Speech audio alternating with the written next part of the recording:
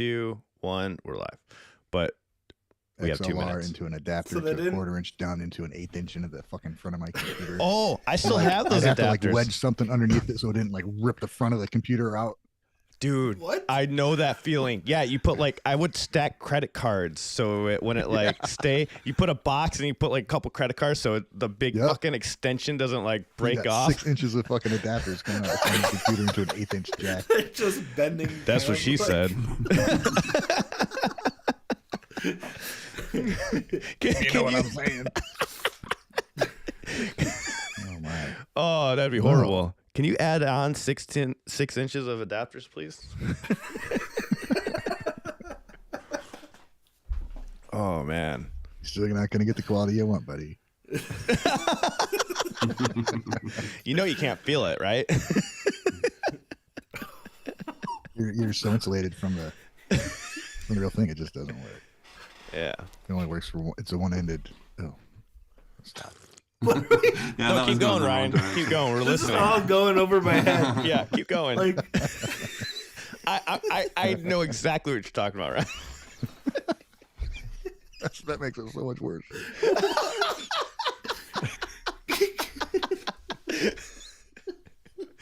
I'm so Axe confused. is like, what did I fucking join today? Why? And I'm like, We forget to schedule just it. stuck it out.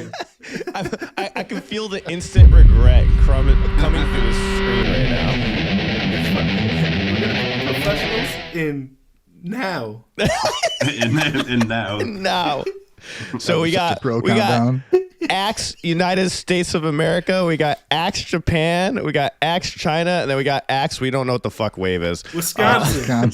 Axe Wisconsin. He's a sub Why not? genre of Axe United States of America. I work under Ryan. Ryan's his boss. Yeah. Wave, do the things. Welcome, man. How are you doing, Axe Japan? Tell everyone about you and what you do. I'm very well, thank you. Thanks, guys, for having me on here.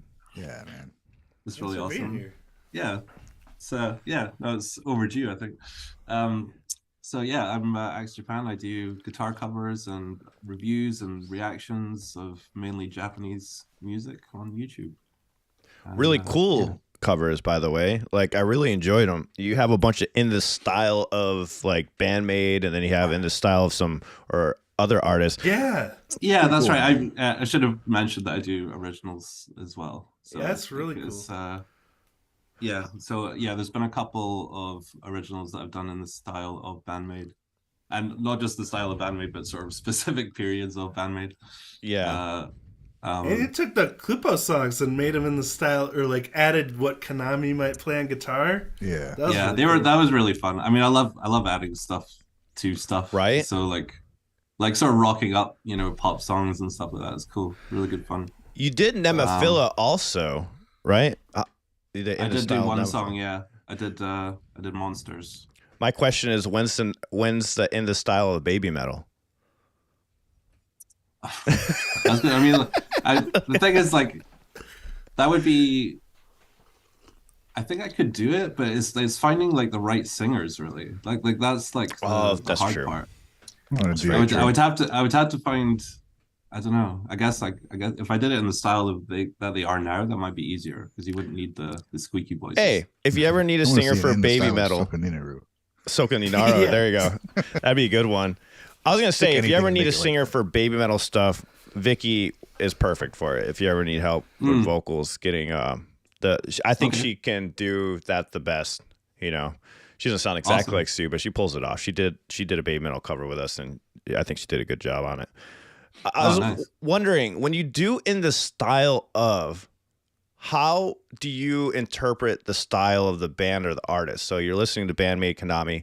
How do you decipher that and be like, oh, this is a style, and pick exactly what you're going to choose to kind of emulate that style? I mean, I find it easier. I mean, I guess outside of Band-Maid, I haven't really tried to do any other ones. I mean, I guess I could. I mean, I suppose I did the Nemophila one, but even the Nemophila one, to me, it felt like a sort of like cross between Band-Maid and Nemophila. It's as if they have sort of had a baby.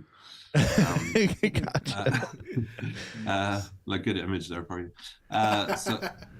But yeah, basically if I was doing, when I was analyzing the sort of like world domination era of Band-Maid, it's very kind of riff heavy, and not much going on in ways of like sort of second guitar parts a lot, you know, because but at that point Miki was just sort of backing Konami up with what she was doing, and it was just a bit more simple, I guess. But when I tried to do more like the style that they are now, I just tried to, then I could start doing like, you know, complementing guitar parts and you know, just crazy song structures where you just like, you know, have like 3 bridges before the chorus. And you found it more fun to try and do that, or was it? Yeah, it was really fun. I mean, but... the thing is, right, is like I think even though it's in the style of, it could never be like 100%, because like a lot of like what I do goes into it as well. But it just happened. That's why I love Band-Maid so much, is because like, you know, they kind of play the style I would kind of play anyway. That makes it easier. They're kind of like it's like a, you know, they're very much like hard rock, and they like, you know, especially now they like to, you know, change things up and go a bit more progressive and stuff like that, which is, you know, that just speaks to me as a musician. Like, really. Is there another band that you would consider trying after Band-Maid? Like, is there anything else that's came up into your mind that you're like, you know, I really want to do this band, or another favorite Japanese artist that you're listening to? Mean, I would definitely try and do a Nemophila one that's like more in the style, like, you know, not so ballady, like more just like straight up, just like, you know, metal. And yeah, that would be really fun, because like I feel like, you know, I like to write riffs that are like, you know, have a good groove to them. So they kind of do the same thing. You know, as you know, Saki, she writes really good riffs. I mean, I know that she doesn't really write a whole lot of stuff for Nemophila, but whoever's doing the writing and stuff, he's like he's writing the riffs that I like to hear.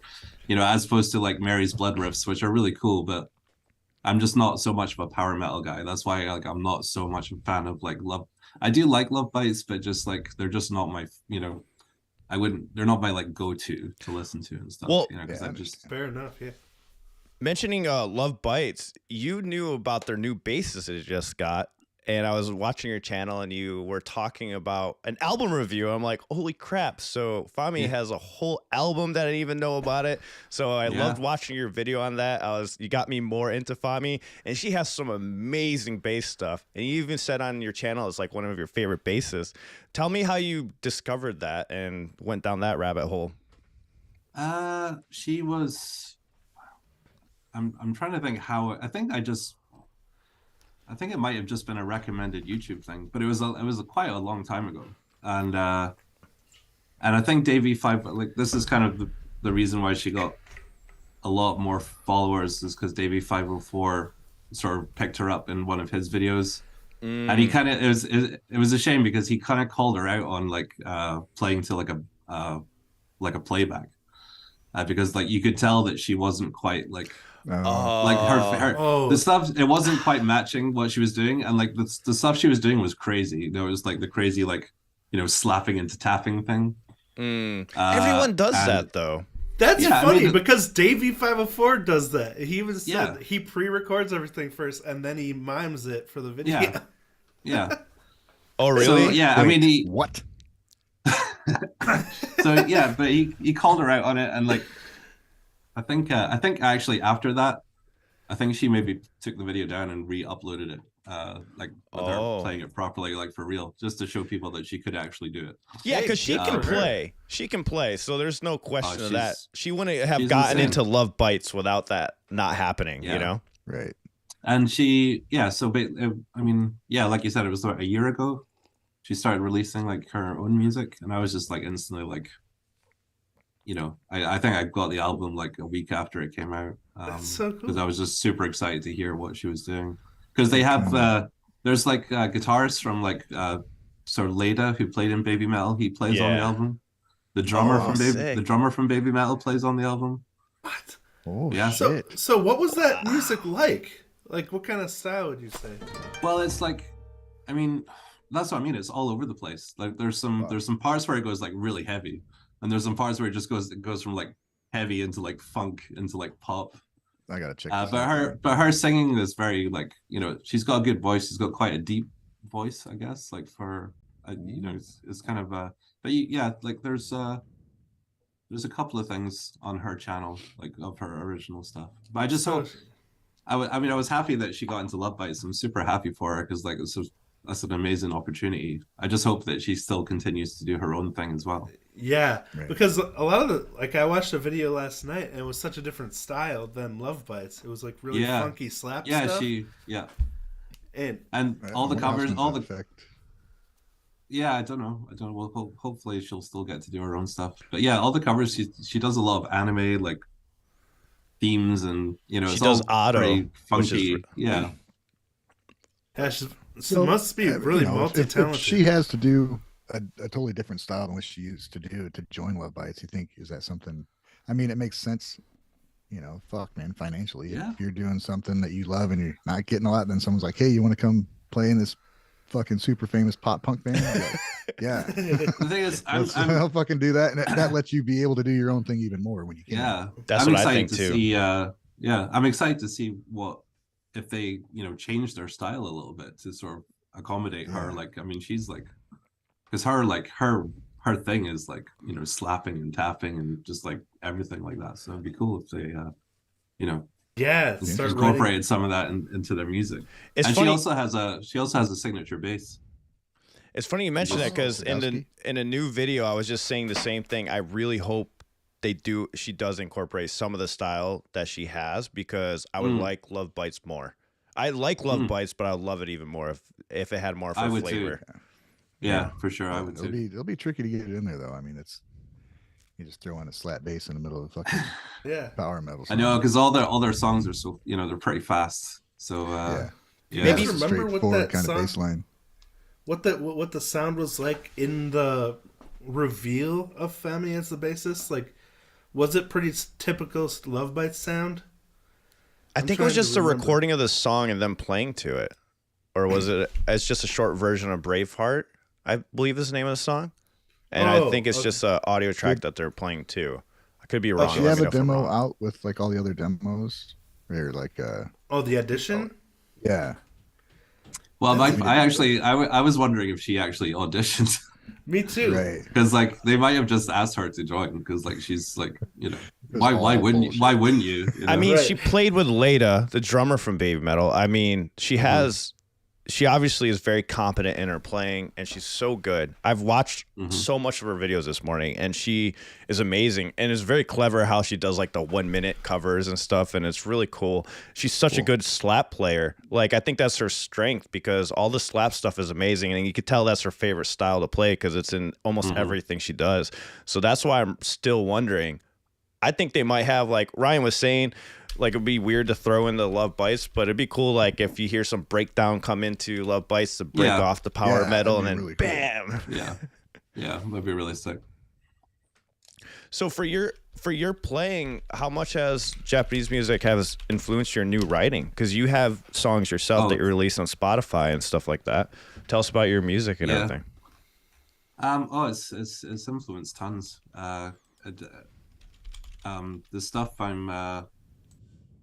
The stuff I did before, I guess, was like it was more, I would say the word is just tame. It's very tame. The Japanese stuff has sort of opened me up to like a lot more just thinking outside the box, like musically. Man. So I try and just like, you know, if I think of something crazy, I'll just do it. You know, I'm working on an EP right now, and it's like it's even like it's just different to anything I've done before, because I'm like incorporating like synthwave fucking like synth like arpeggios, like, you know, like auto arpeggiators and stuff, and just trying to make it just I put like a little sneak peek of like so yeah, it's just it's just taught me to just like, you know, just go nuts really. And song structure just doesn't matter basically. Like you can just do anything, you know. It doesn't matter if it's like it ends up at 7 minutes or whatever. I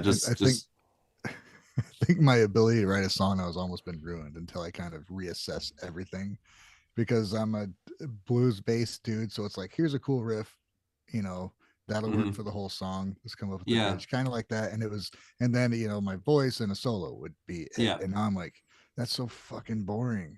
I know. It's like, it's so much exactly. But yeah. It's like, no, look at it. Then you start.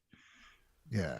It's ruined. It's like, I could have a 5-second bass solo between the verse and the bridge, you know, like stuff like that. It's like, that would work. That's so true. No. Like, and also, sorry, Wave, keep going. Sorry. Just hearing all this stuff makes me second guess every single composition decision I make now, which is kind of sad, because that's like the opposite of what you should do as an artist. Yeah, I feel it out. Like, bear it all, you know. I feel it out. I feel it out personally. So what I do is I just go, does it feel right? Right, put it in. That's how I've been doing my like everything. I think that's the best way to go about it. If it feels right, do it. If you want to go back to that one part again, and it fits with what you're doing, fuck it, just do it. Instead of having that structure in your head that I think with us, maybe the way that we listen to music, we just heard a constant structure all the time because of the music business. So it's kind of ingrained in us. So it's like just to hear it differently. Yeah, unless you were listening to like, you know, prog bands and stuff, like it's, you know, it's all pretty simple. But also, like, I think the biggest thing for me with the Japanese music is like how much they genre mix, and like, you know, so that's what I guess I'm trying to do now, is like I'm trying to sort of get into the genre mix thing, because that's just, I just love it. Like all the alternative idol stuff is like super cool to me, because they just genre mix their asses off, and it's awesome. So do you like any other progressive bands that you grew up with? Yeah. What? Well, like Tool, Rush, like Porcupine Tree. Do you know Porcupine Tree? I've heard of them. I've heard of them. They are British, but they're like they're insanely good. You should. It's pretty awesome. I've heard. I think on my Discord we make a playlist, and somebody threw one of their songs on the playlist. I'm like, what? This is great. Yeah, they've actually just come back with a new album, so hopefully they'll be touring, because I thought they'd split up for good, so I might actually get to see them. So yeah. Nice. Yeah, prog. Yeah, tons. Dream Theater, that's another big one. Oh yes. Yeah. I can't get into Dream Theater, man. I don't know why. Oh really? Yeah, is it too calculated for you? Not enough feeling? It's just boring. Yeah, it has to be. It's just, it feels boring to me. I know it's good. Like, I've listened, and I'll still listen to it, but I just can't. I don't even think I would enjoy it live, to be honest. It's too, I don't know. Maybe I'm wrong. I should probably go see him live, but. Well, hey, it's your taste, man. You can't be wrong about your own taste. Yeah, but I like to challenge myself. Like, I like to understand why people like something. So I know a lot of people are fans of Dream Theater, and I could see why, because of musicality. And I've actually watched, forgive me, I forgot the guitarist's name. I've watched John Petrucci. I've watched solo videos of him, and I enjoy those more. The solo videos where he's like just playing on his own, and I've learned techniques actually from watching him play. But in the Dream Theater setting, I just don't get it.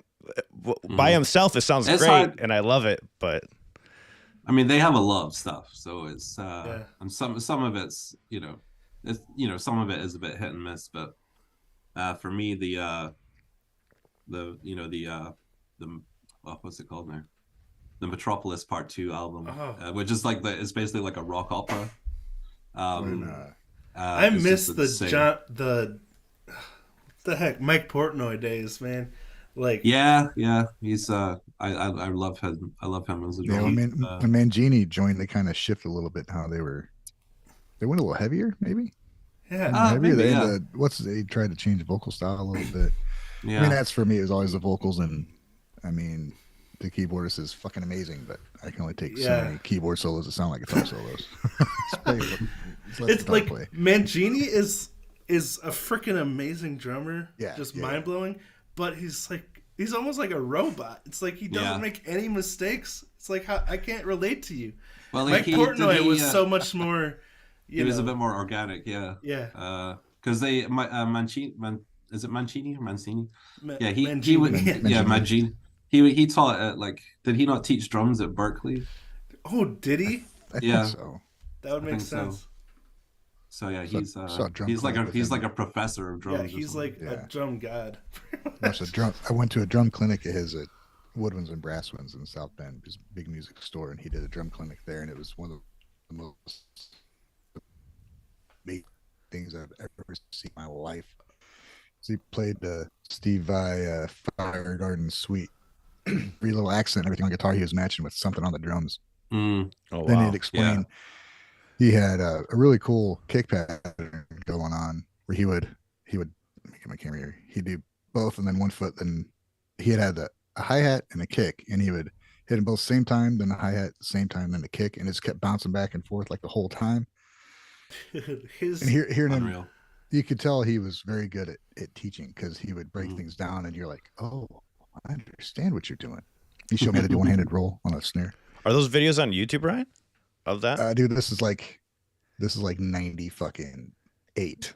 You got me intrigued. That's why I was like, I was ready to go look it up. I'm like, damn, I want to check that out, because I love it when teachers. There might be footage, but I haven't been able to find it from that show, from that one. There's examples of him doing the Fire Garden Suite, like that. Drum clinic he was doing, but not from South Bend. That'd be awesome to see. I love it when teachers can really show the technique and you actually understand it afterwards, to where you can practice it, like legitimately. My friend's like, how are you doing those one-handed rolls? He's like, here, I'll show you.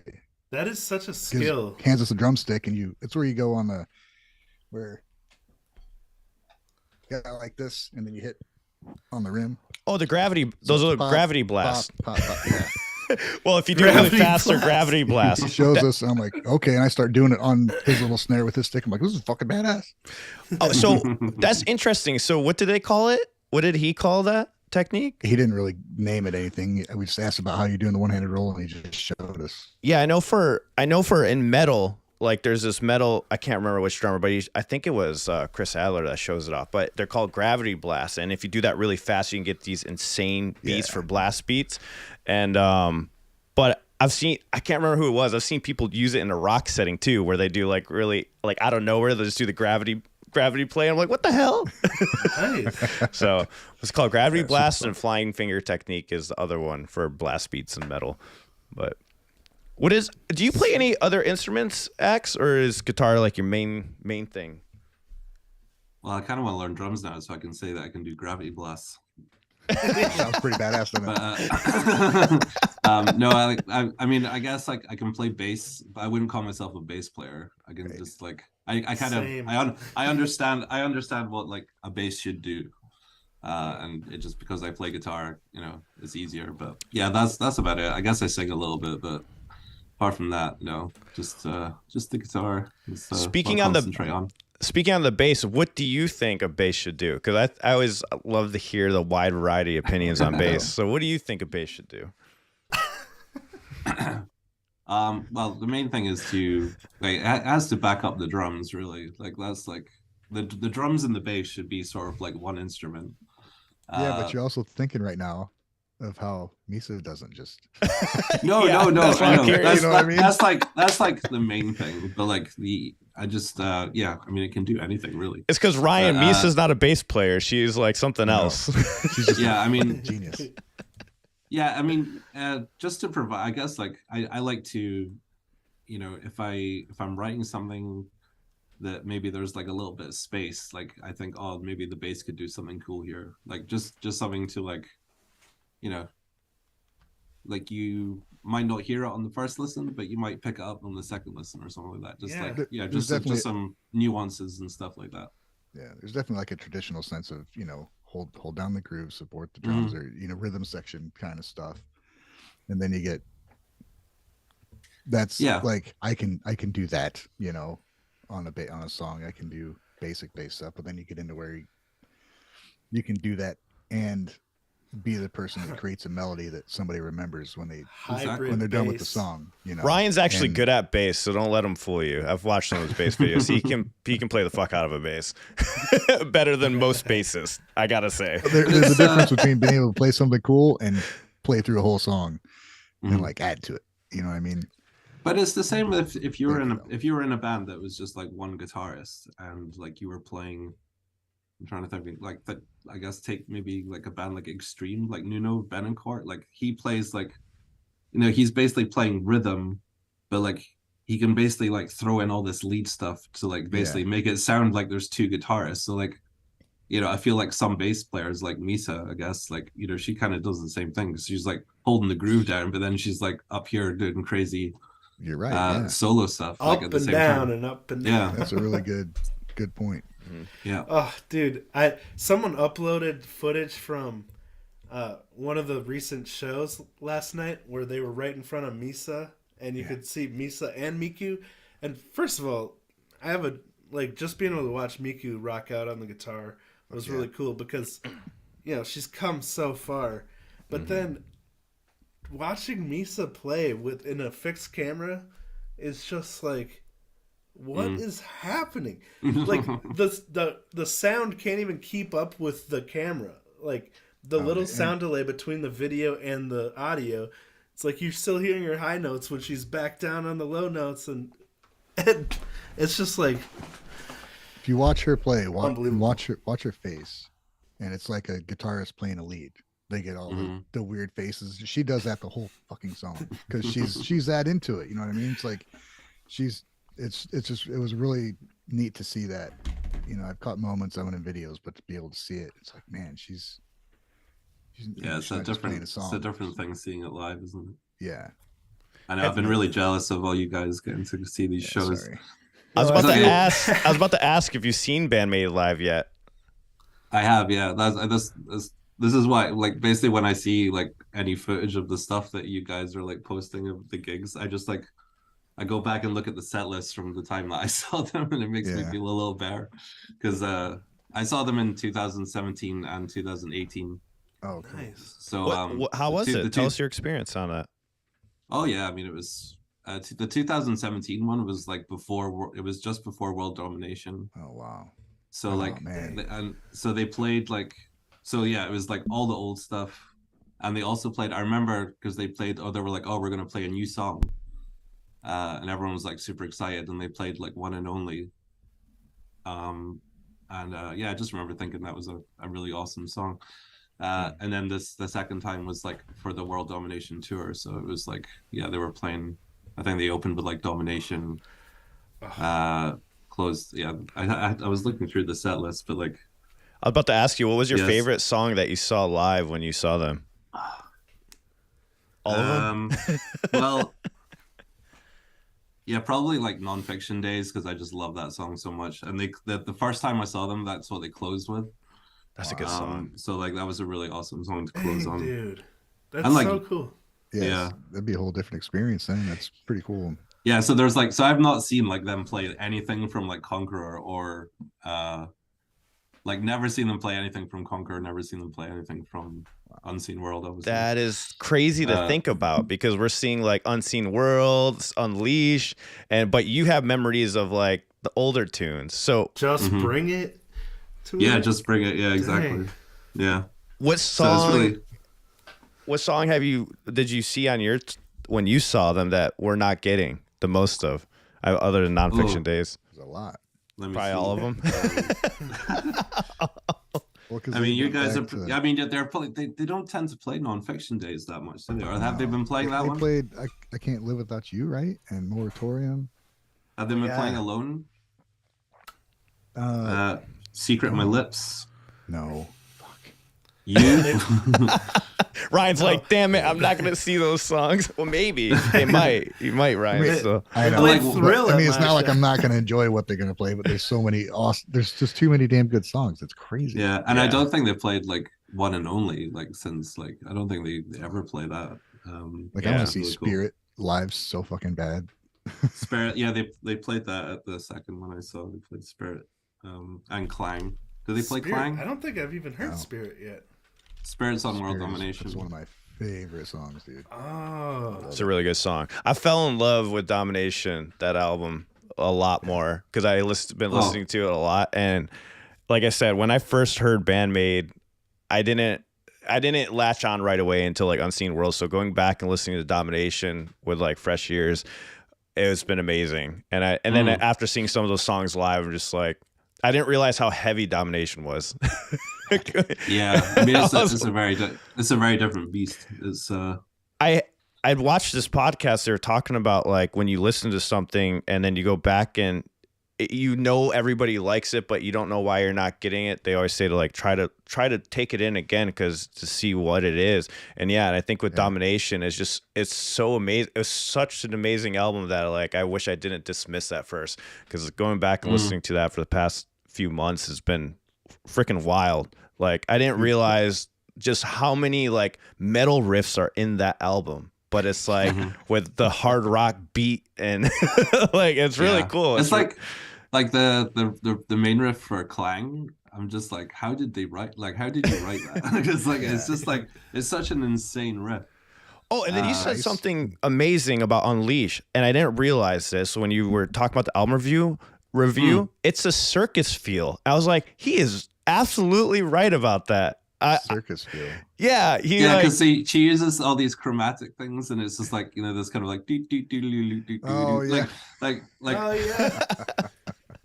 I don't know why she keeps throwing these things in there, but it's like a theme because it kind of keeps coming back. But that's what I mean. It's just fun. Interesting.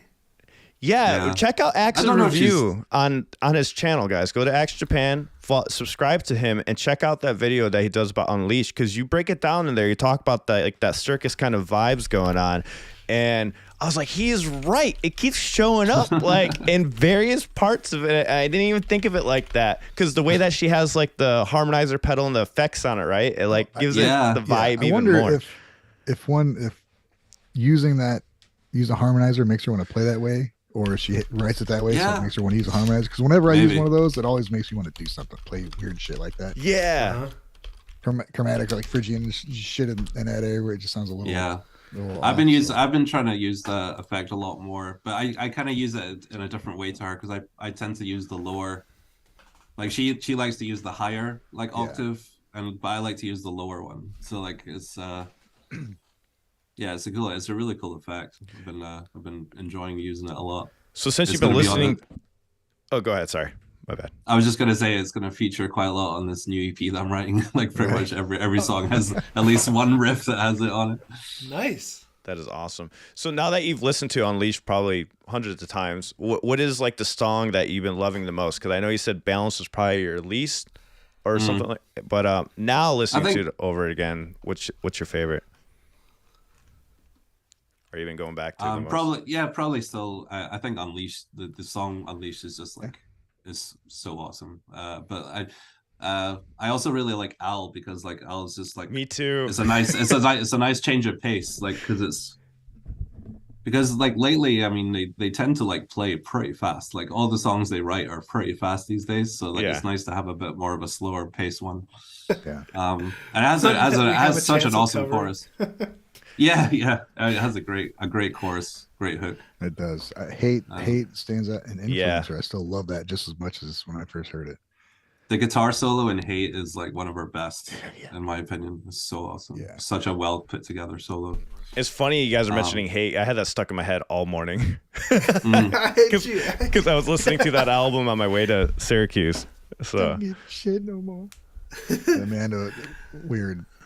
What was it yesterday? Something she showed one of her co-workers Influencer. She's like, no, I got Hunky Dory Day stuck in my head.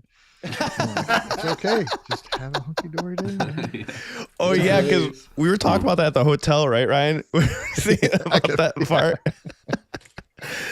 That's I was wondering. I mean, I was wondering if it was like a David Bowie reference, because he has, one of his albums is called Hunky Dory. Yeah, we people mention that a lot on videos. Yeah, and they also, because they worked with Tony Visconti for the Dragon Prize, so he was Bowie's producer. So I was wondering if that had anything to do with it at all, because it's such a random thing for like a Japanese band to say. Yeah, like Hunky Dory, It is. Yeah. I was gonna ask you too. You said From Now On is your favorite instrumental by them. Why is that? Probably mainly because of the string part. It just makes it so epic. And also like I just love those kind of riffs that, you know, that do do do do do do do do do do. Like I write riffs like that all the time. You know, that kind of pedal off the, you know, you kind of pedal off of the low string, but she's playing it sort of on the, I would do it on the low string, she does it on like the G string or whatever. And yeah, just it's just a really epic track. Like it's the string, like I said in the review, I think the string section like makes it almost like it could be on like an anime soundtrack or something. Yeah. How did you get into guitar, man? Like tell us about how you got into music. When did it start for you? Well, I went to it's funny because when I was at primary school or elementary school, that's what you would call it. I always had this like I would always like have daydreams of like playing guitar. Like I would be listening to like Guns N' Roses or like Alice Cooper, and like just imagining myself like maybe like standing up in the middle of the class and just fucking playing the guitar solo or something. But like I just never thought that I could do that. I don't know why. I just never thought I could learn it. But yeah, when I went away to boarding school, and there was a guy at school who played guitar, and I was just like, I want to do that, and he showed me my first few chords and stuff, and then just went from there. We formed a band like instantly. As soon as I could play 3 chords, we formed a band. First song? First song was a song I wrote called "I Just Want Him to Die." Was this a death metal band? It a ballad? It sounded like Oasis, and it sounded like Oasis. It was 3 chords, and it was just about how much I hated this other kid. That hear Liam just whining that fucking line out in the song. That's hilarious. And but yeah, we just started playing. We were playing Nirvana covers, and nice, but yeah, and so yeah, and then because like our music, because when I first started listening, because yeah, so basically I tell this story all the time because it's quite a funny story, because I had, before I discovered like rock music, I had basically like I just listened to like anything on the radio. Like it was just, I had this like box of cassette tapes that was just a whole mix of like, there was like pop music, like chart music, dance music. And basically when I started listening to the first bands that I got introduced to, which were Metallica, Nirvana, and the Wild Hearts. They were like the 3 big ones. Wild Hearts. Oh, they're kind of a cult band. They're like from the UK. They're awesome. They're huge in Japan. Oh, nice. So basically when I heard this stuff, I was just like, I kind of looked at my box of tapes and I was just like, this is actual garbage. And I just threw the whole thing away because I was like this is actual garbage, like, and then you don't go back and listen to that stuff? You don't like it anymore, or it's just not that stuff, but like I do like, there's some pop stuff, dance stuff that I used to like the Prodigy. I liked the Prodigy before I got into rock music, and I still like the Prodigy. I haven't heard that mentioned in a long time. I remember Prodigy. Yeah. Also some rap stuff, like Cypress Hill. I love Cypress Hill as well. Oh hell yeah! Like cool. a little guy. But yeah, so eventually, it started from like grunge music, and then progressively, like so the first Metallica stuff I got into was like the 90s stuff, like the Load Reload era. So like I absolutely love that like period of Metallica, because that they introduced me to like hard rock, because like those albums are like, they're not really metal, they're kind of like a mix between metal and hard rock. Underrated, right? Load and Reload. Completely underrated. Exactly. It took me 20 years to appreciate those records. I fucking hated them when they came out, and I was so disappointed. I'm like, what is this crap? But that's the thing, when if there was any other band, if another band had brought out that album, it would have been a classic. I said the exact same thing. Yeah. I'm like, even me knowing, huge Metallica fan, and I'm like, if this was a different band and they came out with this shit, it'd be great. But yeah, because it's like country metal. It's such a unique thing.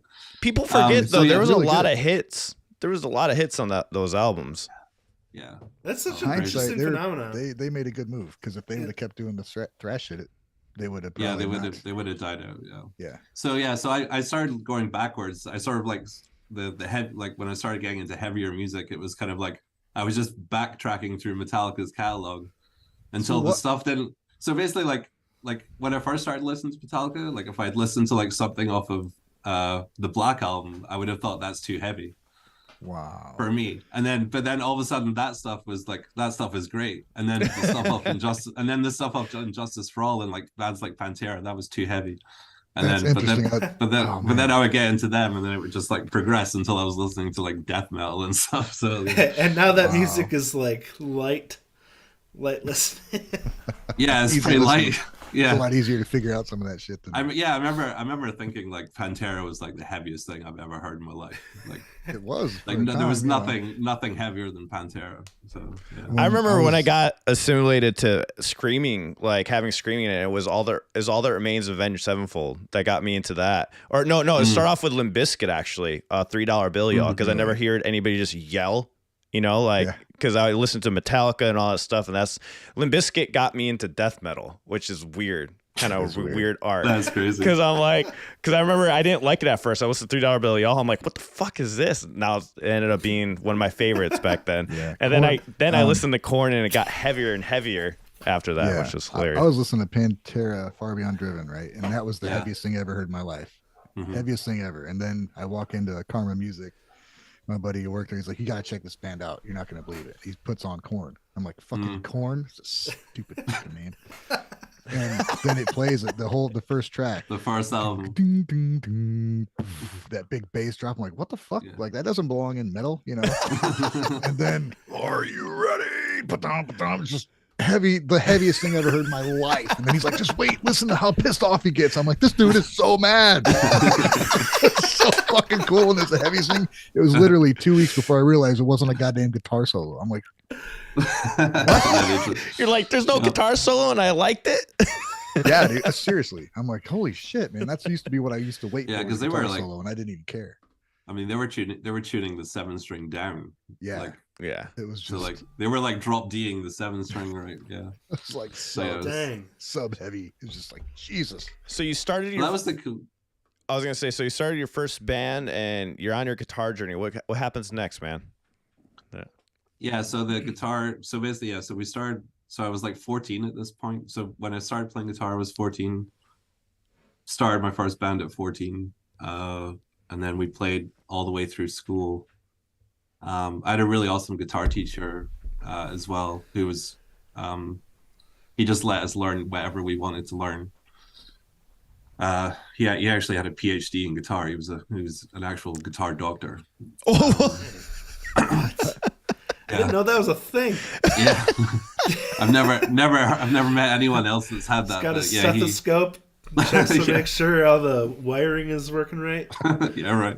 I think we all need to go get our PhD in guitar. That would be badass. Imagine. Yeah. Oh, I know. That'd be a hack. Dr. Guitar. And it's funny because he actually tried to get me into Dream Theater at that point. And he was like, listen to this album, like the Metropolis Part 2 one, like the rock opera. And I couldn't get into it at that time. It took me like 20 years to get into Dream Theater. Nice. So yeah, and I think one of the big, I guess, and I was always way more into playing rhythm guitar because I looked up to Metallica so much, and our band was like we had the same like structure. It was like me on vocals, rhythm guitar, someone else playing lead, bass, drums. So I just wanted to be James Hetfield. I used to like get my stepdad to like extend my guitar strap so that I could have my guitar like pretty much like at my knees. The most like I got so used to playing that way that like and then when I started getting into more lead, I was like, oh shit, I'm gonna have to like lift my guitar back up because I can't like play like tapping solos at my knees. Just put your hand on top of the neck. Some facial hair. Get like yeah, basically. So I remember playing along to the first Metallica, like so Kill 'Em All. I would like just learn the songs by ear and just play along. That's how I sort of developed like my sort of that's how I developed my rhythm like for metal music, I guess, because I would just literally play that album from start to finish, like all the rhythm, and then basically like it was just like after I left school, it was just like band after band after band, and all sorts of different styles. I was in a stoner rock band. I was in like a metal band. I was in an acoustic folk band. I was just so much stuff. Did you say stoner rock? Stoner rock, yeah. I was actually I was just the singer in that band. I didn't even play guitar in that really band. Yeah, it didn't last long. like nice. two months maybe. Wow. We were called the Kings of Oblivion. That's a badass name. Cool. Yeah, that's awesome. Cool name, man. Cool name. Cool. And the so basically when I moved, so basically I was living in Glasgow, which is like one of the major cities in Scotland. I moved back because I'm here, which is like in the country, and so no band. So yeah, basically like I thought I'll just start playing songs on. I'll just start covering songs, and just as a way of like keeping my guitar, trying to push my guitar playing, and that's how it started really. And then I didn't actually learn how to play lead guitar until I started YouTube. And then when did you start YouTube? It was like 5 years ago, maybe. Oh wow! It's been a while. Dang. Yeah, it's been a while. So you haven't been dabbling with lead too long then? No, not really. I wish I could go back and like tell my younger self like learn some lead stuff, because like you'll want to do that later in life. You're not going to be James Hetfield. You should learn some other stuff. So, and I say this as well, but it's another reason why I identify so much with Band-Maid is because Konami, I feel, at the time that I was, in the early Band-Maid days, like, the stuff she was playing wasn't super far outside of what I could do. So like, it was a good point to try and get to. And I feel like she's always been like that, because she's always getting better, like with every release. So I'm trying to, keep up. And I guess like I have to a point, because like my lead playing has got so much better. Dude, yeah, you've come a long way in 5 years. Yeah. It took me like. I also had to completely change my picking style, because like when I before I started playing lead guitar, like I would hold my pick with 3 fingers. Like that's just the way I always did it. But I found that really difficult for like playing really fast, like, lead stuff. Doing the 2-finger thing was like much easier. So I had to like relearn how to hold a pick. Which like trying to do that right. That took a while. I know a guitar.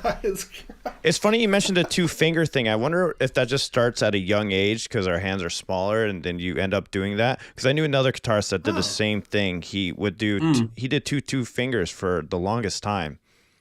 Also, I've never seen anyone do that.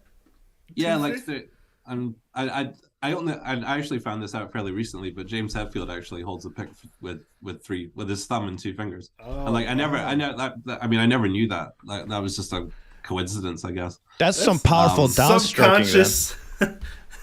Yeah. So now I've it took a long time, but I'm fairly comfortable now that I don't have to think about it. I can just pick up a pick and I just automatically hold it between like my thumb and like first finger. So, but that took a while to break that habit, because that was literally like, like, I don't know, almost 20 years of like playing it with that way and then having to change. So that Les Paul Custom 68 reissue, was that given to you when you were 14? Is that when you got that guitar? No. Or when did you get that one? I got that one in, I think it was 2000. No, it was in 2002. I'm just trying to think. It must have been 2002. I got that guitar. Yeah. Because it was like a Wayne's World thing. Have you seen Wayne's World?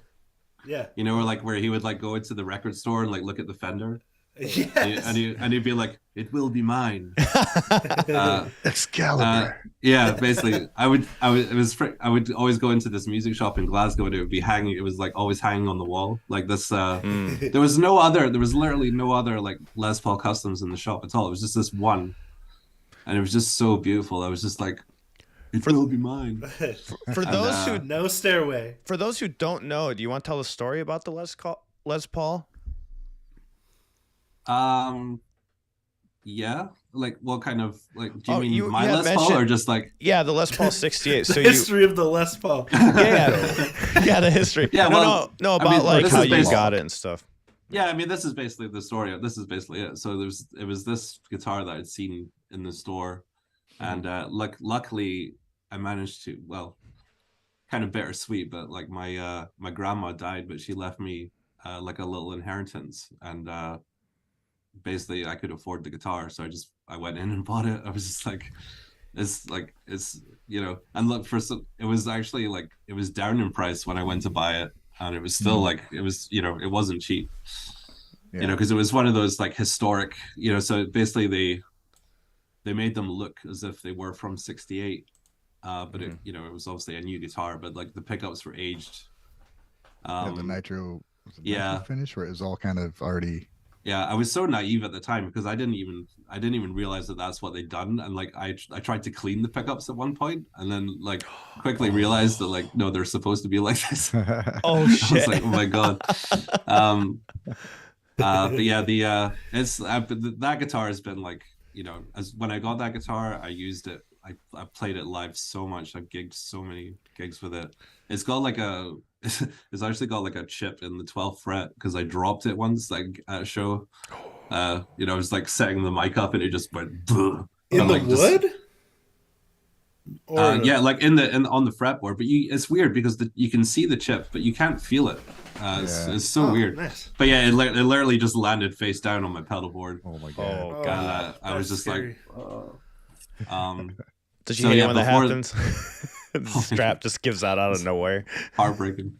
So yeah, after that, I just always used. That was my lesson to use strap locks. Yeah. But the first guitar I got was the Telecaster that I always used. Like that was my first proper electric guitar, nice. Which is I still use on a regular basis. I love that guitar, yeah. So they're like the two ones that have been with me the longest, I guess. That's awesome. Hey, how many guitars do you have, man? Because I know you were like selling off a few of them not too long ago. I didn't. I've had there's been times where I've had more than what I have now, but I have so I have the Telecaster, the Les Paul, the V there, the other Gibson, and I have the Babymetal ESP. It's funny. It's the 7-string. It's weird because I don't know a lot of Gibson fans. So like you're the first one. Like I've known people that like Gibson guitars, that like them, but they never go out and say that's my favorite brand. So you're like the first person I've heard actually say I love Gibson, and I was like, what? I love Gibson. If you would have known me as a teenager, I was obsessed with Gibsons. Oh, when really? I finally got a Gibson. It was just the $600 faded SG. But I would like lay in bed holding it and just stare at it. It was like I think I've played a Gibson like once. Really? Oh, really? Yeah. I mean, they're always so fucking expensive. I'm like, I'm never gonna afford that. My $150 guitar is just good enough. I picked up one time and I'm like, this does not feel like it's worth 8 times as much as that one. Yeah, I was the same with the PRS. Like I tried like a $4.5 grand PRS in the store, and I was like, this doesn't feel like an expensive guitar to me at all. But yeah, I don't know. I guess it just depends on the guitar. But I just feel like with Gibson that, everyone's different. Every guitarist just like has that guitar that they resonate with, and it makes you feel like you can play better, right? Like when you pick it up, you play it, like you said in your video, it inspires you to write and stuff. Those are the best guitars. Telly's like that, man. As much as I love my PRS, when I pick up that Telly, I'm like, oh yeah.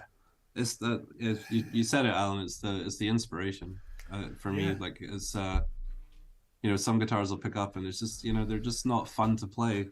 And some you just pick up and the first thing that comes out is awesome. You know, it's a lot of the stuff I write just comes from like literally picking up the guitar and like, you know, whatever comes out in the first 5 minutes. Yeah, it's like, oh, that's cool. Record it. Dude, yeah. And then I'll come back to it like a month later and develop it into a song. That's so interesting. Like just the different feels that different styles of guitar give you, because it's true. Like depending on what style of guitar I pick up, it inspires a different style of playing. Because like I grew up playing this old Squender. Squender. Wow, tell me more. Squire. That's what I'm gonna call him from now on. What is that? My old Squender Stratocaster. That's a better name, to be honest. I like that name. Like it was a great guitar for playing a Strat, but when I first played the SG with the fixed bridge, and you know, it's just kind of more compact, more solid, and you can do chuggy, like palm muted stuff so much easier than on a Strat. And it was just like a completely different experience, and it inspired a completely different style of playing. It's so interesting. It happens like that.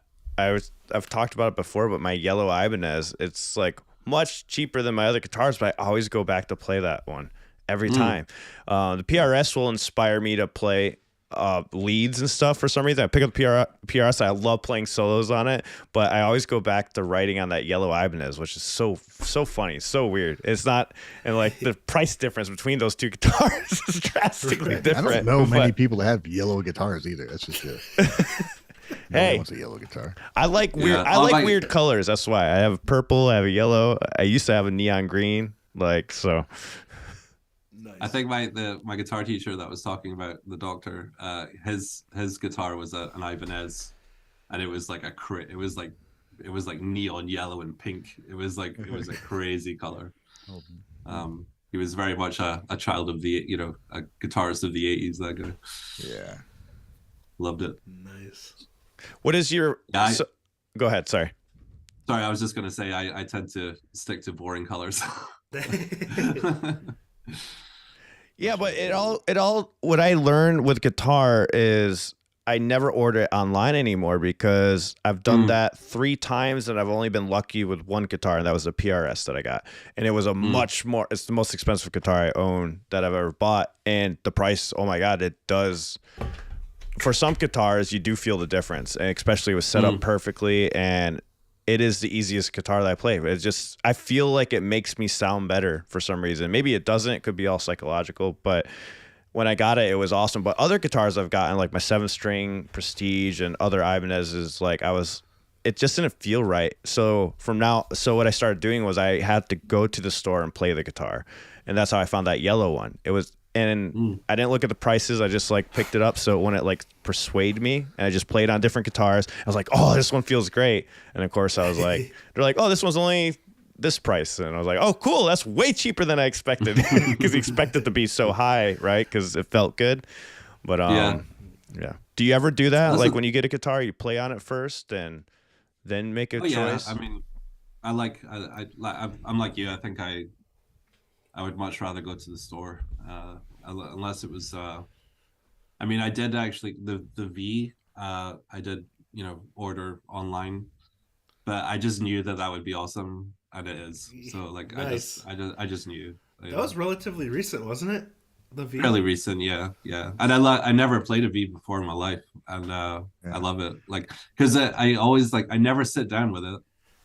Yeah, that's the one thing. I just got a Dean flying V, and I tried, you know, it's weird because it's just a whole different feel where your elbow contacts the guitar. It's kind of, I'm still getting used to it. The only time I do sit down with it is if I'm doing a video, like a lesson, like if I'm doing like a lesson video. Yeah. But if I'm recording or writing, I'm always standing up playing that thing because it just feels better to me. It looks freaking cool. What is your favorite? What are your favorite lesson videos that you like to do on your channel? So you have quite a bit of them. Yeah, I mean, like I've always taught, because I've always taught guitar. Like I used to teach in primary school. I used to do private lessons. I still do. Like I teach There's actually a guy going to the Chicago Band-Maid show that I'm teaching online right now, like guitar. Oh, nice. Yeah, so so I just love teaching. So that was kind of another reason for doing YouTube, was that because like I was trying to figure out how to play Thrill by Band-Maid, and like the videos that I saw, the guys were playing it wrong because I could hear it. I could hear it was wrong. So I was like, well, I'm just gonna make a lesson to show people actually how to play it properly. Dude, nice. And so yeah, just kind of went from there. But I love doing the lessons because I get a lot of good feedback from them. It's nice to hear that you've helped someone, especially like beginners and stuff that are getting into guitar, and like because there's no like unless you order the tab books from Japan, like cost a lot of money. Yeah, there's no other way to like, unless you're because you develop your ear over time. When you're a beginner, it's hard to work out stuff. So it's just nice, especially when there's a lot of layering and the Band-Maid stuff, the Band-Maid stuff's not mixed the best. So like it's some stuff gets buried under the layers of like Konami's 8 layers of guitar, layers of vocals. Yeah, exactly. And yeah, so yeah, that's all the lessons I love doing. I gotta say, I really appreciate your lessons. Like, I've watched them during live stream and tried to learn them in real time before, and it was fun. It was cool I went to trying to figure out shit. Oh, you got a video for it. I'm gonna check out Axe's stuff. Yeah, make sure you go subscribe to his channel, guys. Axe Japan. Yeah, I pinned it in the chat, so it'll be easy to find. He does lessons. He reviews bands from Japan. He does album reviews. It's just an overall really good channel. Thank you, man. What were you gonna say? I did issue Wave a challenge to like learn the Konami licks that I did. I pulled and like I'm going to do that. We've been out of town. I've been sick, but I'm going to do that. They're not too bad. They're from a bunch. Most of them I think were from like the layer from like the Sense EP and mostly newer licks, because I think I had done a video like that before, and I think I pulled like 12 licks, but that was like from like a whole bunch of across all the albums basically. So my video will definitely be embarrassing, is what I'm getting from. I tried to like I tried to structure it so it went from like easy to difficult. Nice. But I don't think any of them are super difficult. So What's your favorite technique to play from Konami on guitar? She's definitely got me tapping more. And I do. There's something really satisfying when you get the tapping right. For me, the hardest thing about tapping is like to like make sure that you're not like letting other strings like ring out. So it's more not so much the actual tapping, but the muting of other strings, controlling everything else while you're tapping. Because you have to kind of use the side of your hand, like on the tapping hand, to like mute the lower strings, and then you kind of have to control. It's a weird thing. Yeah. There's a lot of I don't think people realize, but like if you didn't mute properly when you're tapping, like it would just sound like a mess. It really would. Yeah, it takes a lot of work to make sure you have the muting with both hands, because a lot of people just mute with one. For sure. And also her she does so much chromatic stuff, like where she does like she'll do like she'll do those like little triplet runs where she'll be like she'll just go like 5 6 7 5 6 7, like 5 6 7 on the G and then 5 6 7 on the B or something like that. Those little like fast runs like that, playing really all the little notes in between the pentatonic scale. Those things are really cool, and it's just stuff that I hadn't done before, like learning the Band-Maid stuff. So I tend to, because I've got used to doing it now, so I tend to pull them out quite a lot. I try not to copy her too much, like when I'm improvising. But yeah, like I do throw out the odd, Konami lick every once in a while. Is there any other lead guitarists that you like play a lot of or cover a lot of that kind of seeps into your playing? Yeah, I mean, they're not well, I'm just trying to think Japanese wise, but non-Japanese, Zach Wild was always a huge influence, like because yeah, all his pentatonic stuff I try and, you know, he's obviously like way above my skill level, but I do try and incorporate like everything. Do you try and pick notes, or do you do a lot of legato stuff? I try, yeah, I mean, lazy both. as fuck, so I play legato all the time. Yeah, both. I try like some of his licks I'll try and pick all, I'll try and pick them all, but yeah, I mean, yeah, the legato is just a bit easier, so yeah, I try and do both. But yeah, so Zach Wild, Dimebag, another huge influence, and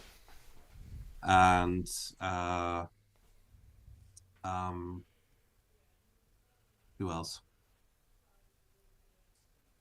I mean, I listen to, you know, Takayoshi Omura and Mikio Fujioka as like the two Babymetal guitarists. Like I love listening to them play. I can't really touch a lot of stuff that they play. I've been learning one Takayoshi song that's like I feel like I could do, but I'm just you should try playing in the style of Mikio. Yeah, I mean, I honestly could sit for. I mean, I could sit for hours and watch the stuff that he's got that, you know, is on YouTube of him just jamming, because like it's just so interesting. Yeah, he's just like, he's a genius. Yeah. Rest in peace. But yeah, RIP. But yeah, like yeah, that's about it. Like, there's probably other ones that I'm just, you know, forgetting because I'm on the spot here. No. Well, since we have you on the spot, can you tell us your top 5 Japanese guitarists, including guys and women in one? Because since you did your 2021 version, we need a refresh of your top 5. Okay. Well, okay. I mean, putting them in order is going to be tough. Just top 5. I think Mikio. I mean, I think Mikio is my number 1 for the guy side. So he has to be there. Konami was number 1 for the girl side. So like they'll both be in there. All right, I'm not sure who I would put first. I think I'd probably put Mikio above Konami, just because like he just like, I mean, it's just mind blowing the stuff he does to me anyway. It's just like, just every time I watch him, it just blows my mind. I think like Halsa from Asterism, or like I can never pronounce her name properly. Haruka, yeah. Every time I see her play now, it just makes me like her even more, because like I love her style, because like it's like messy, but like it's messy, but it's so precise at the same time. Yeah, and it's so aggressive as well. Like she's so aggressive with her playing. She's like a cross between like Zach and like Eddie Van Halen or something. She's like, it looks like she's losing it. Like, yeah, that's what I mean. And like, it's always on the edge. That guitar is in trouble. She's it's like taking a beating. So yeah, he would absolutely be in the top 5. Who else? Takayoshi would be in the top 5. So I've got 2 girls. Yeah, so there's 2 girls, 2 guys who would get. You got 1 more. Your top 5 list. Really difficult. Get ready to piss off the entire chat. It's definitely not going to be like Midori or Miyako. So yeah, it actually makes me laugh how much that pisses people off when I don't mention them in like the top 5 videos. Oh, really? Like, why is that? Yeah, because a lot of people think they're the best, I guess, and like I just don't agree. I mean, I think they're I think they're great. I mean, I knew of both of them before Love Bites even existed, because I like, I don't know if you've ever checked out the band that Midori was in before Love Bites. They were called like Gekijo Metalichi. Like they were super cool. I love them. It's a shame they broke up. But they're really cool. And I know Miyako was in Destros. Yeah, like that was quite famous. They were famous Japanese band. So number 5. Number 5. Have you ever? Go ahead. I mean, I don't know. Were you gonna say Miyavi? No, I was thinking of I was actually thinking of Misa from Bride Ear. Like, well, she's not in Bride Ear anymore, but she was an insane guitarist. Well, she still is. I guess I'll just have to say Saki because I'm on the spot. But like, I mean, we didn't give him a heads up. That's a good choice. That's a good choice. I appreciate, even though I don't like, it's weird because Saki's an amazing player. I really hate her guitar tone. I don't know why. I agree. I'm the same way. I don't like their guitar tone at all. But I appreciate how much. I mean, she's in so many projects, and like, you know, the stuff she comes up with is really cool. This is interesting because wasn't she using those like solid state, whatever? What was that? Yeah, no, she was using the JVM, the Marshall JVM, I think. Oh, but like at Aftershock, she had the. Oh, she like maybe the solid changed state or something like that. Right, Alan, you filmed it. Yeah, it was was a Kemper. Yeah, she used a Kemper at the show, right. And I actually enjoyed her tone at the show more than the recordings I heard. Yeah, interesting. Yeah, when she was using the Marshall, I just I just didn't like that tone, even though those are great amps. But yeah, I guess they're maybe using Kempers just more for like easiness. Oh, you know, because I mean, there's no question that Kempers are like, you know, they make gigging around the world a hell of a lot easier. Oh, hell yeah, definitely. Hearing it at the live show, whatever you want. Hearing it at the live show, I'm kind of convinced to get one, honestly. It just looks like it would make life so much easier. I mean, I did have one. I sold it, but I might get it again because it was the thing I didn't like about the Kemper was just that the what are they called? The captures, if you want to call them, because they're basically like taking a snapshot of an amp, like that's in the studio. There's not a whole lot of tweakability to the actual. You know, you can change them a little bit, the sound, you know, with the EQ and stuff, but there's like you can't really tweak a whole lot and make it sound good. So you're kind of stuck with the patches, even though you get some amazing sounds from these like amps that you would never get a chance to play in a million years, like, you know, like things like a Bogner, you know, Ecstasy, you know, like those amps are like, they're like boutique amps. But you can, you know, you just like download download these captures, and they've been mic'd up like maybe like 40 different ways, so you do get a whole lot of different tones out of them. Yeah. But there's almost too many to go through, and it's like, well, did this one actually really sound better than this one, or like, you know, it's like, so yeah. But for too many options.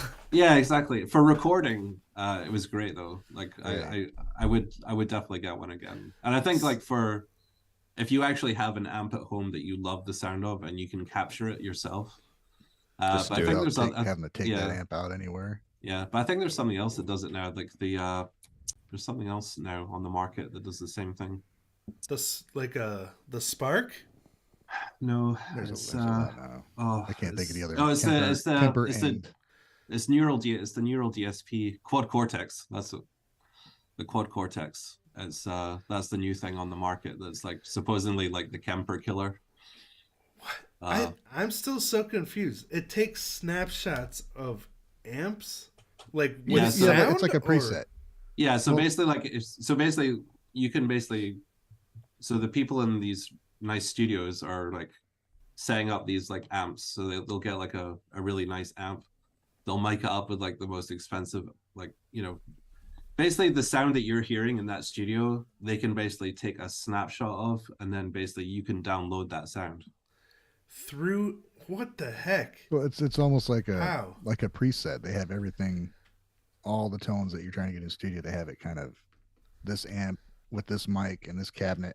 And then you can change the cabinets, you can change the mic placement, and all that shit. Oh, okay. Yeah, so but they physically have to do that in the studio. So every time they change something, so they'll take one of like, you know, like I don't know, Marshall JCM 800 with an orange cabinet. They'll like, they'll have to do the whole process for, it's this weird thing they have to do where like it sends this weird like sort of beeping signal through and gets picked up by the microphone again. It's like this weird like it goes it's almost like a dial-up internet connection. It's like, so it's not like they play a sample with the guitar. They're doing like actual, like they have to measure it with science. Well, like it just not really. The Kemper does all the work for you. So like you just set up, you get the guitar sounding the way you like it, and then they run the Kemper's like profiling like software thing. Is it kind of like Is it kind of like that amp thing? There's this bias effects or whatever where like I tried it out and it's pretty crazy. Like, so I'll play off of my PV, right? And then you capture the sound and then it analyzes it and then models it right afterwards. Does the Kemper do that also? That's pretty much what it does. Yeah. Yeah. Sweet. So it's more intuitive than like general amp modeling. Oh yeah, get in like a Spark or something. Yeah, because amp modeling is like all constructed digitally, but this is they're actually using like the source is very much analog. That's so. But they basically just like, it's basically like, I like to think of it. I just like to think of it like taking a photo. It's like that's what you're doing to sound. It's like you're taking a photo of sound. Oh shit! And then you're basically like able to recall that sound. That's a good way to put it. I heard that the DSP chips though they have a lifespan, don't they? That was the thing that turned me off at first, was like, but then I thought about it, I'm like, well, I have to do the same thing with tubes. So do tubes. I know. That's what I was about to say. Yeah. Yeah. You have to do the same thing with tubes, so I guess it doesn't really matter, right? At that point. Yeah, I guess.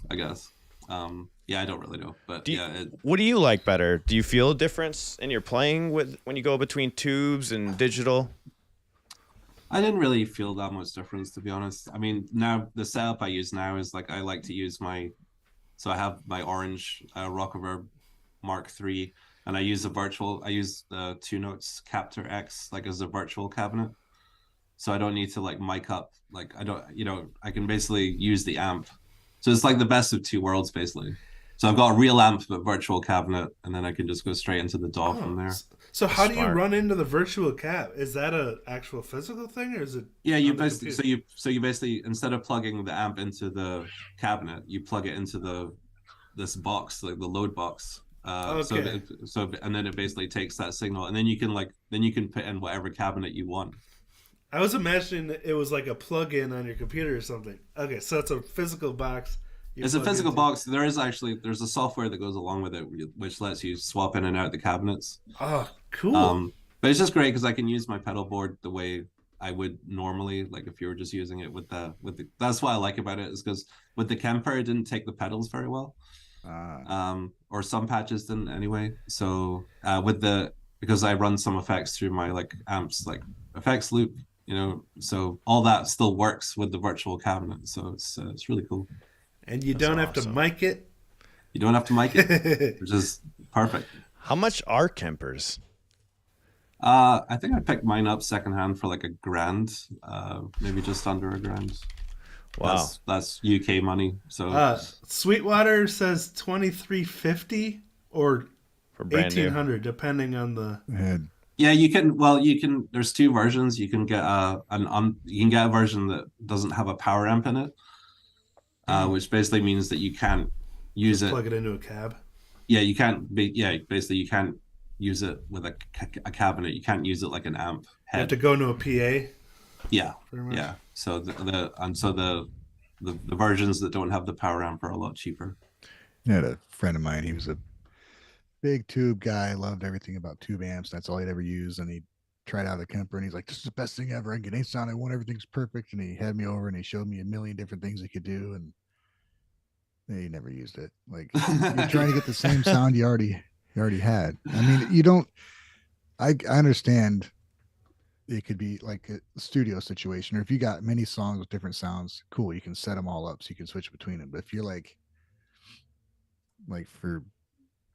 I like a pretty simple setup anyway. So if you're gonna go for like one sound and kind of adjust that with your guitar and your pedals, you don't really need 1,000 fucking. No, you don't. Because I found I only really used I had like a handful of presets that I would go to.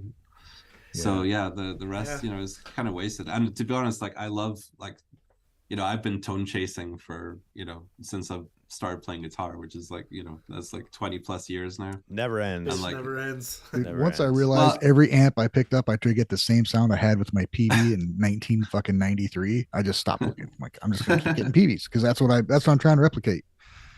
Yeah. I'm actually like super happy with the orange. Like I feel like especially my like main heavy sound right now, I don't think I could get any better than what I've got right now. Cool. I love that orange tone. I have a micro terror. It's just the head with the, you know, it's really simple, but the tone is so good. Especially for me, it's like overdrive. For me, it's the perfect blend between like modern and like old school. It's like it has that kind of old school roughness to it, but it's not so like, but you still can get a really like chunky, heavy tone. It's really awesome. Yeah. With a good overdrive in front of it, it's perfect. Sweet. So yeah.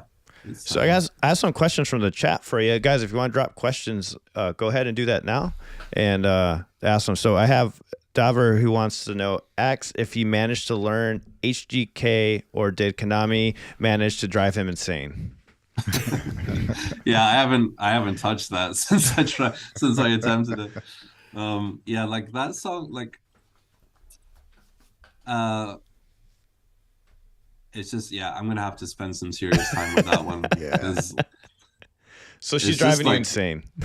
Yeah, basically. I can't. That will be like unlocking new skills in your tree. Yeah, level up to do that shit. I mean, she even said, because there's an interview in the tab book, and she even says that, like, you know, she's still learning how to play that at full speed. Do they play it live ever? They did. Well, they played it at that one. They played that on the live stream. They played it, but it was like it was a bit of a mess, to be honest. Like the opening, like solo and stuff, was like it was, you know, it wasn't. Well, there you go. But yeah, like it just, you know, I don't feel so bad about not being able to do it. But I will do it one day. But yeah, for now I'm just learning the other songs. So like I said, I'm actually doing a live stream next Sunday, which is going to be like Halloween, right? Like it's going to be like a day before Halloween. Yeah, so make sure you subscribe to his channel and hit the bell for notifications on Axe Japan so you do not miss when he goes live on Halloween for that. It's going to be awesome. Like I said, I think I said before we were recording, like evil Konami might make an appearance. Nice. I almost used that for the thumbnail. She's here actually right now. There you go. She's here. You're going to behave yourself, aren't you? Yeah. Oh, I forgot to mention about that. Those videos are hilarious. What gave you the idea to do the scripts and the skits and stuff? It was kind of like, it kind of snowballed, that idea, because the first one, it just started off as like a phone call, because I just thought, like, what would be like a funny like reason for adding guitar to like the Clupo stuff. Yeah. And basically I just thought, you know, it'd be funny if, like, you know, Band-Maid actually asked me to do it, because like Konami was supposed to do it, but she couldn't, because like she was like, I think the first one, it was like she was like hiding out in Saki's closet or something, like, because she was just like obsessed with like something like that. Oh no, she was just like following her. So yeah, so the first couple of videos were like phone calls, and I was just trying to like I was kind of just trying to like up. Wait, like, we can hear you typing. I was just like, how can I take it further, like at each time? So I was just looking up his stream, live in 8 days, 4:30 p.m. Central. Sweet. Yeah, so like that's gonna be like a full like hour show. So I am gonna try and learn some of the new Band-Maid songs like for that, or at least one. But yeah, sorry, to go back to the Clupo stuff. So basically, yeah, it just kind of snowballed, because I was just trying to think of ways to like to make it better, like to up it, basically, like to go from phone calls to, like, you know, how can I go like one step further from the phone calls, and then I just that's where the idea for the heads came from. It's just, you know, it's so stupid, but like, dude, it was funny. That is like classic YouTube. What makes YouTube cool is people making videos like that. Like, yeah. That's true. I felt like I was watching like the original birth of YouTube becoming this, you know, special way for people to share their creativity without being, you know, overly produced. Just working with what you have. It's awesome. I think I was just gonna say, I think like after the last one, I'm taking a break because I think I can't really I can't push it any further unless I get like I don't know, maybe if I get a green screen or something, I can maybe take it a bit further. But until then, we'll just take a break. There you go. For now. Simno wants to know: are you going to see Lordi in April? Oh, with the Babymetal shows. Yeah, isn't it Lordi, Babymetal, and then how's it gonna go? Lordi, Babymetal, and Sabaton. Sabaton, yeah. I might. It's just I really don't like Sabaton. I really don't like Lordi. So, and you know, I've seen Babymetal like 5 times. I'm jealous. I've seen them 3 times with Yui and 2 times without. How and how was it? Please tell me. Oh, they're. I mean, they were incredible shows. The first, I mean, especially the first 3, because they were quite small venues. Wow. I remember the first one. I was like, that was like, yeah, like came out of that just a sweaty mess. The Wembley one was obviously like huge. Going from a small venue to Wembley, that's a. But no, I saw them twice. So the first one was the first 3 were in London. So the first 2 were like fairly small venues. But then the Wembley one was huge. See, and then after that it was like, actually, you know what? I've seen them 6 times. 6? Wow. Yeah, I forgot about one. So I've seen them twice. I've seen them twice at festivals. I've actually seen them 4 times with Yui, because I've seen them once with Yui at a festival. I think there's a really cool, one of the really awesome videos on YouTube is like them playing karate at the Download Festival, and I was at that. Yeah. Oh wow. And it's like pouring rain. Yeah. You can see like all their gears like covered up with like plastic. I got a question. Is it significantly different from seeing it with Yui and without? Like, what's the difference between those? Yeah, I don't know. Just for me, it's just like, because that period with Yui was like when they had like Mikio and they had Takayoshi like most of the time. Yeah. So it's like for me, that's just like, it was just perfect. But I think, I don't know, ever since Yui left, it feels a bit weird to me. Like just having Sue and Moa. I don't know. Is it the atmosphere? Or is it like the level of playing?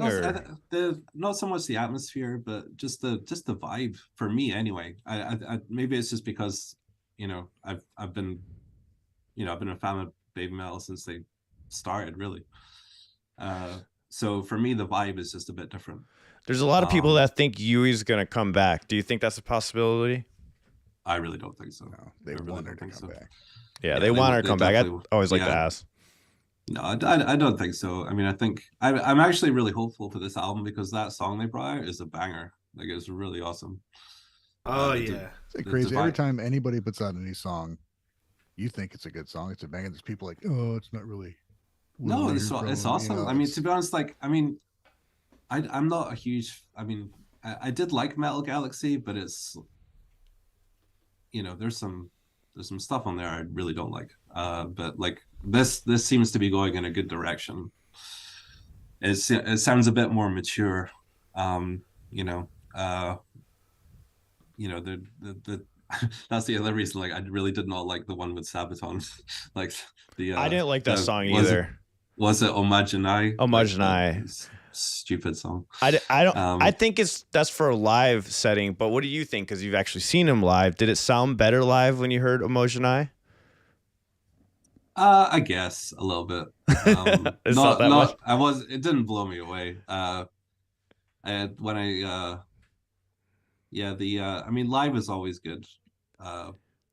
But to me, I don't know. It's like I said, it's just a different vibe now. So unless they come back with like the stage shows that they're doing in Japan, like the big stage shows, like they're just like so epic. I don't know if I will go see them again. We'll see. It'd be really cool if they could do like a big show and bring like the epicness of like the you know, the really big Japanese gigs. Because I just feel like I've seen them so many times, and just like these, like, you know, there's nothing to this stage show at all. It's just like, you know, it's just them and the band. Yeah. You know, which is great. You know, it's great, but like, you know, I see all this footage of these like amazing, like, you know, set pieces in Japan, and just I kind of wish I was there. You know. Yeah, that's what I think of when I think of seeing Babymetal live. Yeah. So yeah, it could be such a different experience. But man, you've been through such a cool time period. Like, you showed up to the scene way before any of us did, you know? And so you've experienced such a cool time period for Babymetal and Band-Maid. And yeah, I feel quite lucky. I mean, it took me, I didn't actually go, it took me a while to get into Band-Maid at first, because like the first, when I saw the Thrill video, not long after it came out, I kind of wrote them off as like, you know, I was just like, this is just a stupid gimmick.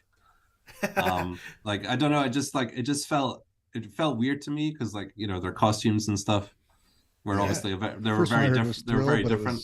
It was live, so I didn't get right that produced aspect of it. So yeah, the Thrill video and then they kept coming up in the recommended thing, but and then I don't think it wasn't until I saw the YOLO video that I was just like, actually these guys are sick. You know. And then but I think they'd already played London once before I got really into them. I think they played like the Underworld venue, which is like such a tiny. That's where I saw Brideyear.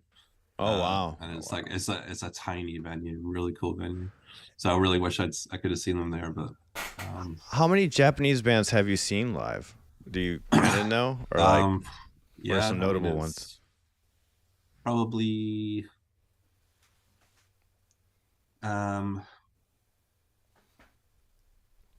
Probably like in the maybe like 13, 14, maybe. Oh wow! Sweet. Any notable ones that you remember that were just like, this is the best show ever, or felt like just amazing when you saw them? Yeah, I mean, probably the first time I saw Babymetal for sure. Yeah. I remember I was just so hyped for that, you know, unbelievable hypeness. And you know, just it delivered. With Mikio. Yeah, no, the first time I saw them, I don't think it was Mikio, and I don't think it was Takayoshi either, but the second time it was. So I think it might have been Leda the first time. But definitely the second time, and definitely for Wembley, and definitely for the Download Festival, it was the two of them. Which is like just amazing to be in the presence of those two guitar players, because they're just legends. No kidding. But yeah, like other ones, Unlucky Morpheus were like insane live. You saw Unlucky Morpheus live? Yeah. Holy shit! When was that? That was at when was that? End of 2019, I think. Dang. Or like end of 2008. Yeah, end of 2019. What year did they get together? Oh, they've been around for a long time. Yeah, it's for a while. Really? Yeah. I mean, Fuki's been in so many projects as well. Because I discovered Fuki when she was like in Lightbringer, which is like her first band, and then I got into Doll's Box and stuff.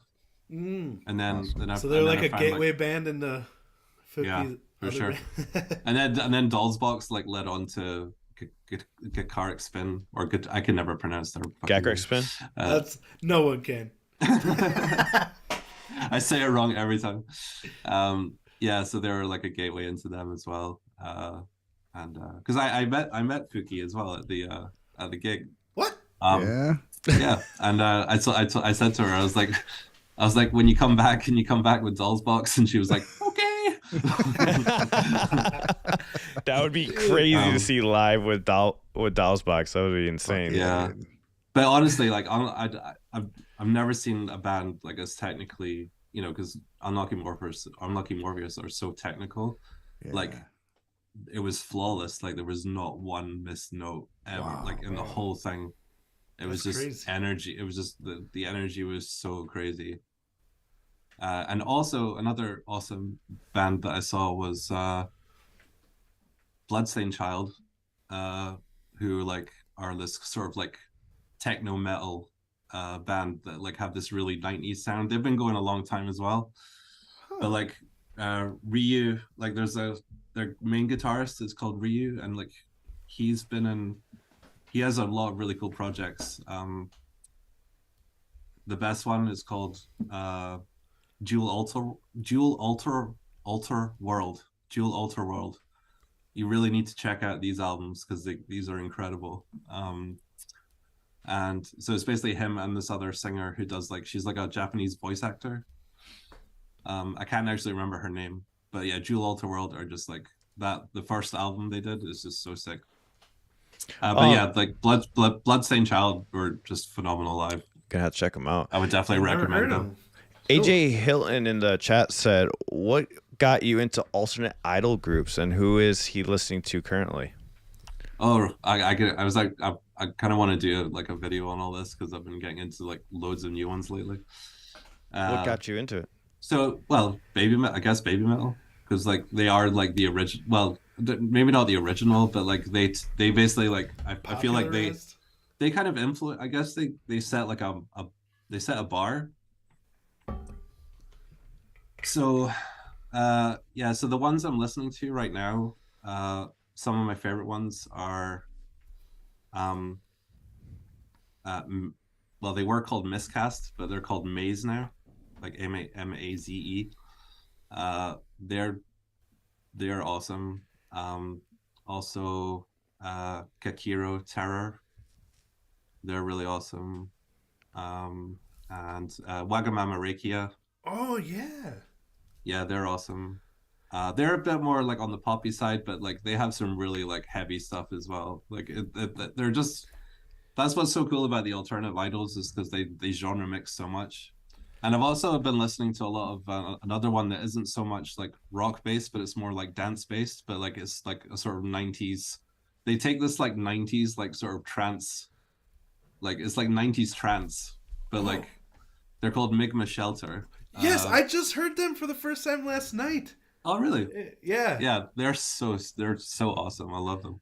I swear, it's such a rabbit hole. Every time I live stream, I discover a new alternative idol band, and it's like there's so many different sounds that fall under that kind of label, you know? Yeah. Oh, and Passcode as well. Passcode are awesome. Oh yeah. Yeah. I just heard early Passcode last night where they sounded nothing like I know. modern so Passcode. It was just like a pop song. Yeah, it's so different. But yeah, just if you take away just the fact that they're kind of like put together bands, like, you know, at the end of the day, it's music, and if you like the music, then what else matters, really? Yeah. Well said, man. It's like like Alan was talking about earlier when he was like, with Dream Theater, it's like it's fine if you don't like it, you know? Yeah. You can still appreciate music even if you don't like it. You know, I know. That's the thing. A lot of people get put off just because they're not like, these bands haven't come together organically, and like the girls are like, the members are just like singing and dancing. They're not playing an instrument. Does that bother? You know, well, that obviously doesn't bother you. What do you think about those comments? Definitely doesn't bother me. But I just know it bothers other people. Like, you know. Some people are just, you know, a bit too much set in their ways. It did me for a while. I just had to kind of rethink about, you know, because bands I formed and played with was like friends, you know, and it was just a different thing. And people that watch my shit know I've wrestled with it for a while, but now it's like, well, fuck, man, it's not like they're playing, especially if they're doing what they do on stage with the band with them, then it's a fucking band. You know? That's it. A lot of the idol groups have like a live band behind them, so they're just going like Passcode. They pretty much had the same members. As far as the band goes, the band members have remained the same. The band stays the same a lot. So they got to be. It's not like they don't know each other. They just show up to the gig and they sing their shit and they play their shit. You know, they work together. Yeah, and I feel like the people involved in the songwriting are just like, you know, it kind of goes back to what I was saying about just, you know, being able to think out the box so much. It's like, because the stuff that they're coming up with and being able to put it all together, you know, in production, it's just incredible. Yeah, exactly. Pull off whatever you think about. It's yeah, insane yeah. to just have that talent on hand. I would love to spend like some time with these guys to see their process. Yeah. Because they have so much to think about in terms of like the vocals and like just all this like crazy switching in and out and stuff. I'd love to pick their brains on that kind of stuff. It's like a classical composer. Like thinking of each individual instrument and the role they're gonna play in the band. Yeah. Like producers, they do that. Yeah. What is your favorite idol group? Alternate idol group? What would you say is your top one you go back to listening? Right now, it probably is Maze or like a Miscast. They're the same band. The thing is, they haven't even released an album. Oh wow! It's just like all singles. Like up until this point, they've just been releasing like single after single. Yeah, but they just have a crazy dynamic. Like they have the cool like I think out of all the alternative like bands, maybe with the exception of Passcode, they have like the coolest riffs. But the difference between them and Passcode is like they have like one singer who like does like really deep growls and but they're insane, like the deep growls. And then they have like another one that does like the sort of higher ones. So and then the other ones like sing. So it's just a cool mix. And they also play a lot with the live band. So just when you see like footage of them playing like the show, it just looks like the most like crazy show ever. And also like Wagamama Rekia, if you've ever watched like live stuff from them, they have these crazy things that happen at their shows where like the crowd will literally make like human pyramids. What? Like, wow. Oh yeah, wow. honestly, like it's absolutely insane. They just like run up each other. That's crazy. Maybe like you can only zombie apocalypse. Probably can only get away with it in Japan. Wait, they run up each other? Not anymore. Yeah, like literally? Yeah, they just pile onto each other and they're like at the same height as the band members. Guys, let's do that for a live stream. We'll just pile up. I call top. I'm just What about the Bang Dream bands? Have you listened to any of those? Reza Swelen and Rosalia. Yes, I do really like them. I think Reza Sullen for me are the best because like they're more interesting because they have like all this. They have the I like the whole mix of like techno with metal. It's like I like the singer is so good in Reza Swelen. She's so amazing. The bassist. I always forget her name, insane. But it's so good. Yeah. That's why I think they're like one of the best. Reza Swelen. They're just really really good band. Yeah, they're really awesome. I do listen. Yeah, Rachel. Yeah, Rachel. Yeah. There you go. I do listen to the album a lot. But people... Go ahead, Ryan. Sorry. People are mentioning Broken by the Scream. Interesting. Oh yeah. You like them too? I do like them. I feel their stuff doesn't quite grab me the same because they don't have as much of a groove as some of the other ones. They're basically taking it to the complete extreme. Right. I just checked them out for the first time the other day, and I was like laughing. I'm like, it's just so fucking weird. It's every individual part is really good, but it's like, what the fuck? I know it's a bit. I guess is the point. It's. I know. Yeah. Also, like, I mean, I'm trying to put it the right way. The voices matter. If you could pick anyone and chuck them into like some. There must be a million girls that are wanting to be these idols, and like, but there's only a handful of these bands that I come across that like the voices you can actually like you hear a difference, or you hear someone that actually has a really good singing voice, like the lead singer in Wagamama, Minami. Like I feel like she's got one of the best voices.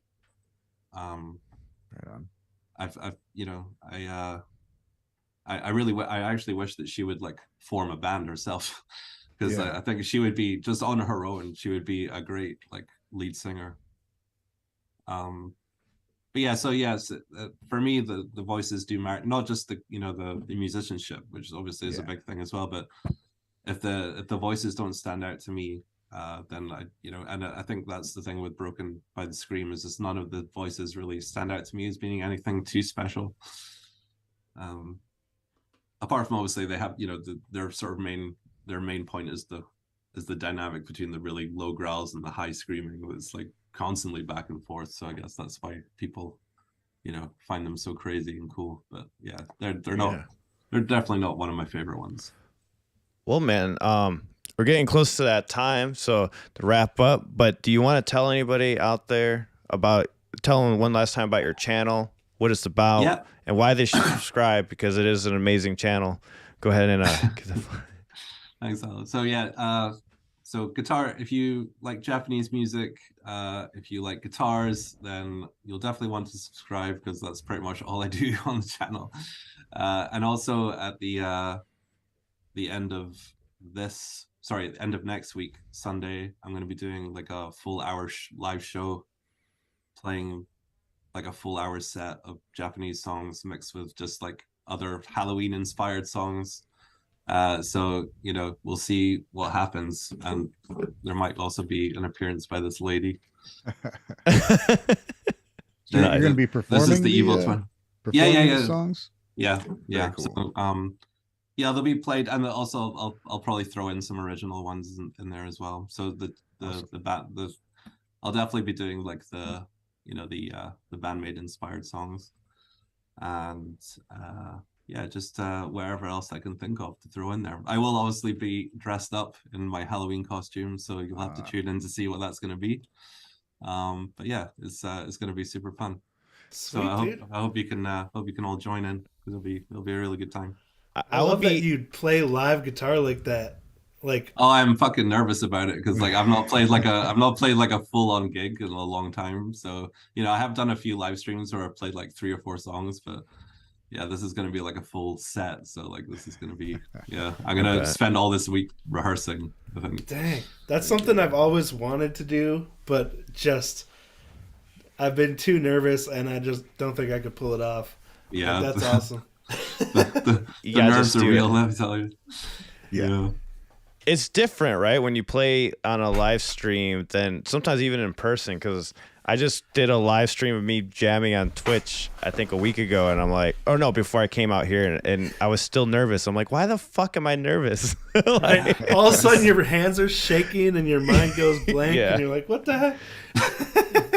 Is there anything... Sorry, not to psych yet. Ryan, is there anything else you want to ask, or any last words?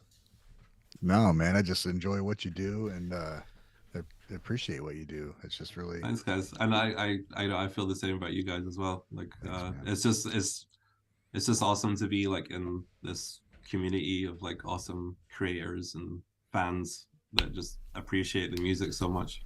Yeah, that's my favorite part, is the community around it, that we can all talk to each other and geek out about this music that no one in my real life has a clue, literally nobody. But that we can talk to each other and,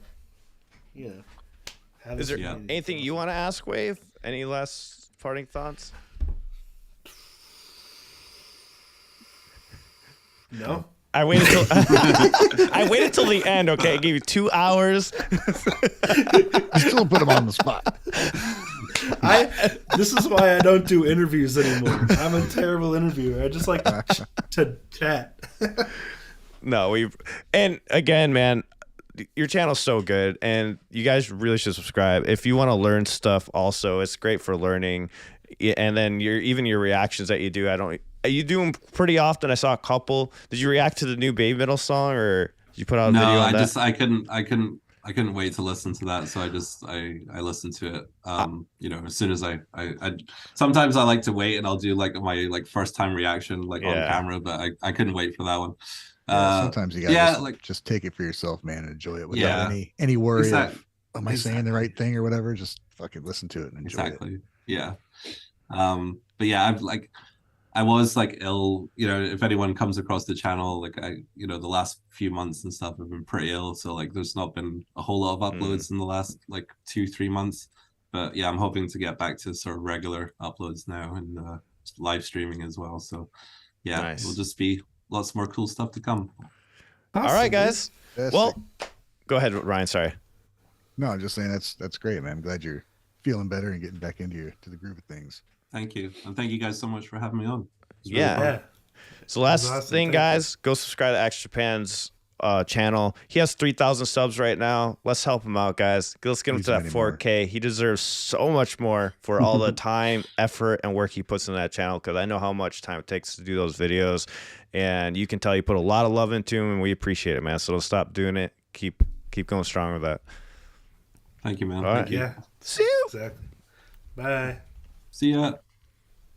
All right.